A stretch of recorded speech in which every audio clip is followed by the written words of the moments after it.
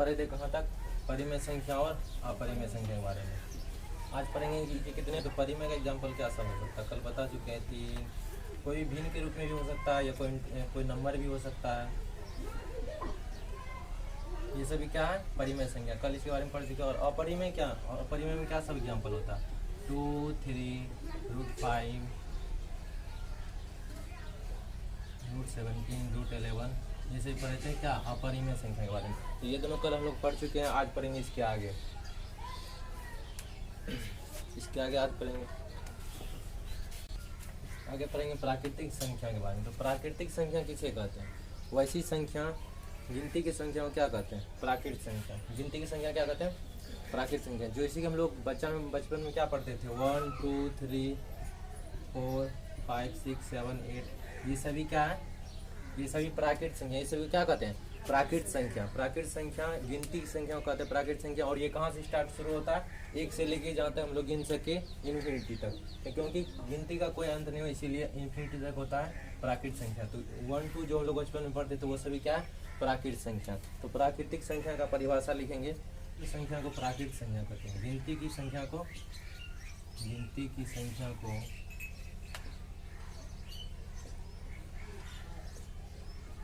क्या कहते हैं? प्राकृतिक संख्या।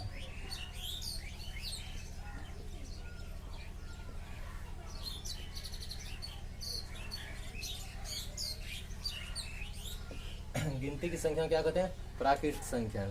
गिनती कहाँ से स्टार्ट होता है? 1 से। तो प्राकृतिक संख्या भी कहाँ से स्टार्ट हो जाएगा? 1 से। 1, 2, 3, 4, 5 ये सभी क्या हो गया? प्राकृतिक संख्या। और एक बात ध्यान देने वाला है, प्राकृतिक संख्या को हम परिमेय संख्या कह सकते हैं। प्राकृतिक संख्या को परिमेय संख्या कह सकते हैं। क्यों? क्योंकि 1 को लिख सकते हैं 1/1, तो ये p/q के रूप में हो गया, p/q के रूप में। तो ये क्या है? ये परिमेय संख्या।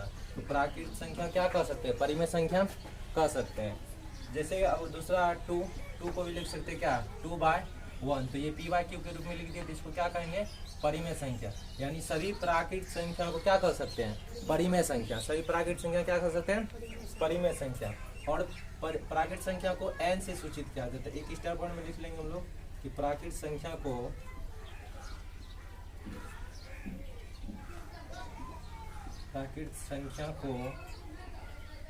n से सूचित किया जाता है। n से सूचित किया जाता है।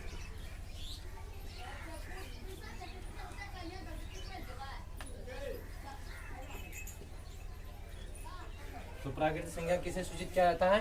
कैपिटल N से या स्मॉल n से भी सूचित करते हो। तो किसे सूचित किया जाता है प्राकृतिक संख्या को? स्मॉल n से। तो एक और स्टार पॉइंट क्या लिख सकते हैं इसमें? अभी हम समझा कि कोई भी अगर प्राकृतिक संख्या है तो उसके नीचे 1 लगा कर उसको लिख सकते हैं, वो परिमेय संख्या। 3 को लिख सकते हैं 3/1, इसका मतलब ये क्या हो गया? परिमेय संख्या। तो यानी सभी प्राकृतिक संख्या क्या होते हैं? परिमेय संख्या। सभी प्राकृतिक संख्या क्या होते हैं? सभी प्राकृतिक संख्याएं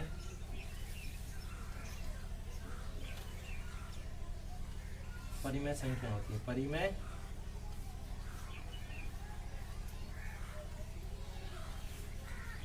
संख्या होती है। क्या होती है? सभी प्राकृतिक संख्या क्या होती है?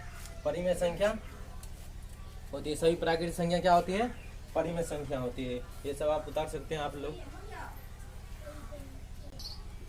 अभी हम लोग एक पॉइंट पढ़े कि सभी प्राकृतिक संख्या परिमेय संख्या होती है। सभी प्राकृतिक संख्या एक परिमेय संख्या होती है। लेकिन जब इसका अपोजिट अगर समझेंगे, जस्ट इसका अपोजिट क्या होता है? अगर परिमेय संख्या लेंगे, कोई भी परिमेय संख्या जैसे 5/2, क्या ये प्राकृतिक संख्या है? ये प्राकृतिक संख्या है? नहीं है। तो इसका उल्टा पूरा सही होता है। सभी परिमेय संख्या प्राकृतिक संख्या नहीं होती है। सभी, जैसे कि ये है क्या परिमेय संख्या, के प्राकृतिक संख्या होगा? नहीं होगा। प्राकृतिक संख्या नहीं होगा। प्राकृतिक संख्या नहीं होगा। क्यों? क्योंकि ये परिमेय के रूप में, p/q के रूप में। और प्राकृतिक संख्या किसको कहते हैं? अभी हम पढ़ाएं कि गिनती की संख्या क्या कहते हैं? प्राकृतिक संख्या। तो सभी प्राकृतिक संख्या परिमेय संख्या होती है, पर सभी परिमेय संख्या प्राकृतिक संख्या नहीं होती। ये इसका उल्टा पॉइंट है। ये दोनों पॉइंट, ये भी पॉइंट लिख लेंगे लोग साथ में। सभी परिमेय संख्या, सभी परिमेय संख्या सभी परिमेय संख्याएं प्राकृत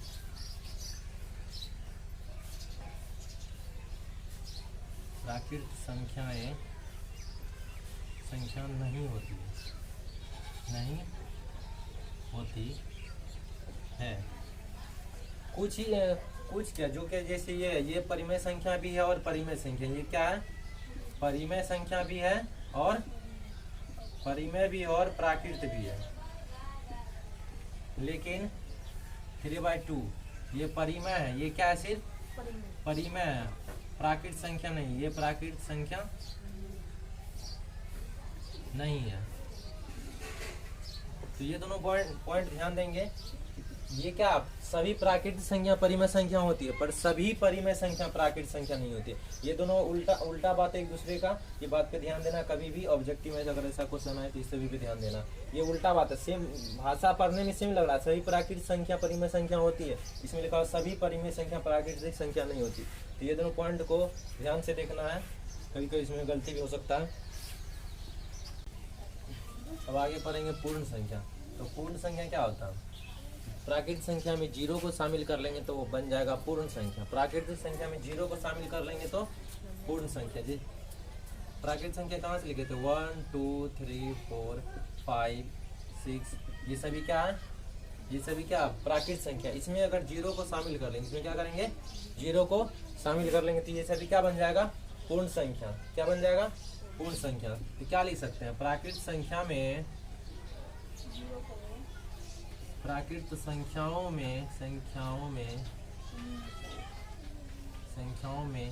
शून्य को शामिल करने पर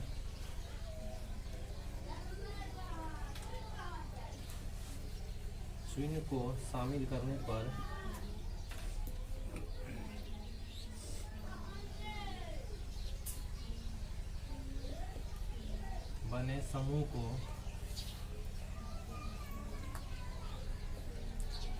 को क्या कहते हैं, पूर्ण संख्या। क्या कहते हैं, पूर्ण संख्या कहते हैं।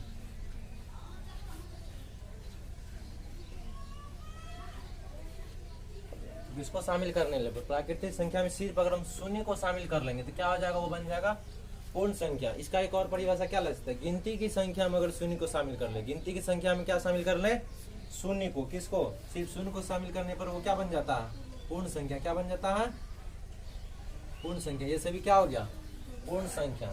ये सभी को क्या कहते हैं, पूर्ण संख्या। और पूर्ण संख्या को W से सूचित किया जाता है, किससे, W से। पूर्ण संख्या को W से सूचित किया जाता है। पूर्ण संख्या को W से सूचित किया जाता है।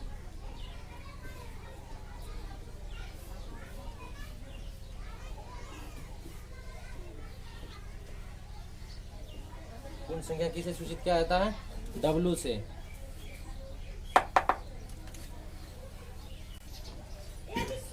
तो पूर्ण संख्या में यहाँ से यहाँ तक ये एक 0 छोड़कर सभी बाकी संख्याओं को क्या कहेंगे, प्राकृतिक संख्या। और उसमें 0 को अगर ऐड कर ले तो वो क्या हो जाएगा, पूर्ण संख्या। वो क्या हो जाएगा, पूर्ण संख्या। तो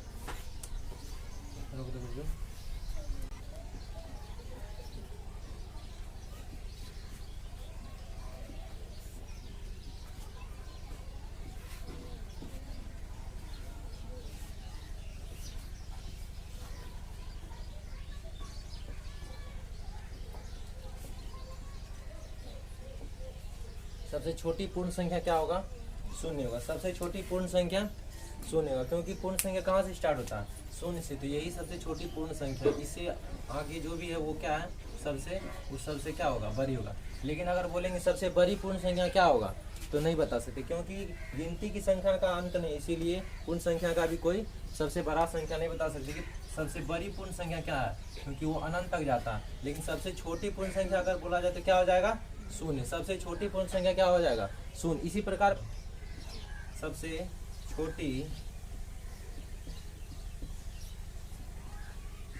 प्राकृतिक संख्या एक होती है। सबसे छोटी पूर्ण संख्या 0 होता है, उसी प्रकार सबसे छोटी प्राकृतिक संख्या क्या होती है 1, क्योंकि प्राकृतिक संख्या कहाँ से स्टार्ट होता है 1 से, इसीलिए सबसे छोटी प्राकृतिक संख्या क्या हो गया 1। इसी प्रकार अगर परिमेय प्राकृतिक संख्या में भी बोलेंगे अगर सबसे बड़ी प्राकृतिक संख्या क्या होती है तो वो नहीं बता सकती, क्योंकि अनंत तक ये गिनती हम लोग गिनती कभी समाप्त ही नहीं होता है, उसमें सबसे बड़ी संख्या बता सकेंगे। इसीलिए प्राकृतिक संख्या में भी सबसे बड़ी संख्या नहीं बता सकते हैं और पूर्ण संख्या में सबसे बड़ी संख्या नहीं बता सकते। लेकिन अगर पूर्ण संख्या में सबसे छोटी पूर्ण संख्या पूछी जाए तो 0 और सबसे छोटी प्राकृतिक संख्या पूछी जाए तो 1 होता है। ये पॉइंट को आप लोग उतार सकते हैं। तो गलती से यहाँ पे सभी लिखा गया था, सबसे छोटी संख्या क्या बोल लिखेंगे, सबसे छोटी प्राकृतिक संख्या 1 होती है। इसे पहले लिखने में मिस्टेक हो गया था, सभी लिखा गया था। हम लोग पढ़ेंगे इससे पहले पढ़े पूर्ण संख्या। अब ये है पूर्णांक। पूर्णांक ये क्या है पूर्णांक। पूर्णांक का मतलब क्या होता है, पूर्णांक को अगर तोड़ेंगे तो होता है पूर्ण अंक। पूर्णांक का मतलब क्या होता है, पूर्ण अंक से मिल के बना है पूर्णांक। क्या बना है पूर्णांक। तो पूर्णांक मतलब पूरा, जो पूरा अंक उसे क्या कहते हैं पूर्णांक कहेंगे। पूरा अंक होना चाहिए, आधा नहीं। आधा करने का मतलब भिन्न वाला नहीं होना चाहिए, बट्टे वाला नहीं होना चाहिए, कोई भी आधा टूटा फूटा नहीं होना चाहिए, ये सभी नहीं होना चाहिए। पूरा अंक होना चाहिए। कैसा होना चाहिए पूरा अंक। उसी को कहेंगे हम लोग क्या पूर्णांक। क्या कहेंगे पूर्णांक। नाम से स्पष्ट है पूर्णांक, पूरा अंक होना चाहिए। उसी की क्या कहेंगे हम लोग पूर्णांक संख्या। तो पूर्णांक संख्या कहेंगे इसको। इससे पहले हम लोग पढ़े पूर्ण संख्या 0, 1, 2, 3, 4, ये सभी है पूर्ण संख्या। इसको क्या बोलते हैं पूर्ण। इसमें ये तो प्लस वाला, ये सभी नंबर कैसा प्लस वाला नंबर है, ये सभी कैसा नंबर है प्लस वाला। इसी में अगर माइनस लगा देंगे, प्लस माइनस अगर दोनों हो गया, जैसे -5 है +5, 3 +3 -3, ये सभी को क्या कहेंगे पूर्णांक कहेंगे। ये सभी पूरा अंक है, ये बट्टे में नहीं है, भिन्न में नहीं है, यानी परिमेय संख्या के रूप में नहीं है, ये सब पूरा अंक है। -5 है पर पूरा अंक है, तो इसे क्या कहेंगे पूर्णांक कहेंगे। इसे क्या कहेंगे, ये सभी संख्या को पूर्णांक कहेंगे। तो इसके बारे में क्या परिभाषा लिख सकते हैं हम लोग,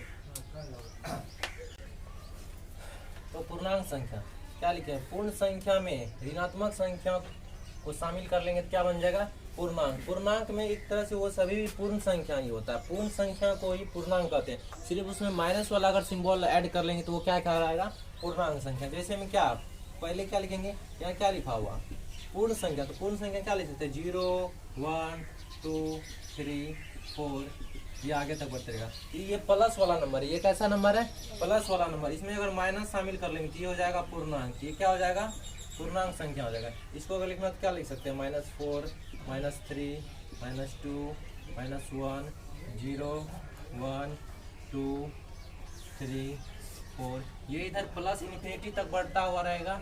और इधर अगर इसको पीछे भी बढ़ाएंगे तो माइनस इन्फिनिटी तक बढ़ता रहेगा।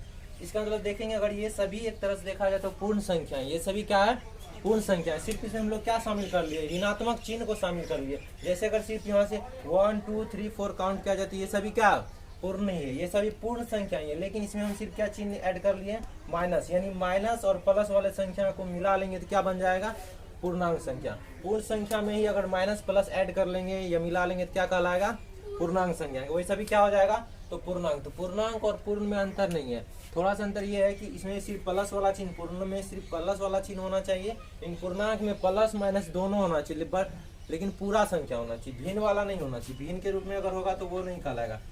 माइनस प्लस से कोई फर्क नहीं पड़ता, माइनस प्लस भी रहेगा तो उसको कहेंगे पूर्णांक संख्या, लेकिन सिर्फ बट्टे में नहीं होना चाहिए, इसे क्या कहेंगे पूर्णांक संख्या। तो आप लोग इसे उतारिए। पूर्णांक संख्या को आई से भी सूचित कर सकते हैं या जेड से भी, दोनों संख्या सूचित कर सकते हैं पूर्णांक संख्या। पूर्णांक संख्या को आई से या तो जेड से सूचित किया जा सकता है। आज हम लोग पढ़ लिए पूर्णांक संख्या तक, इसके आगे हम लोग अगले वीडियो में पढ़ेंगे।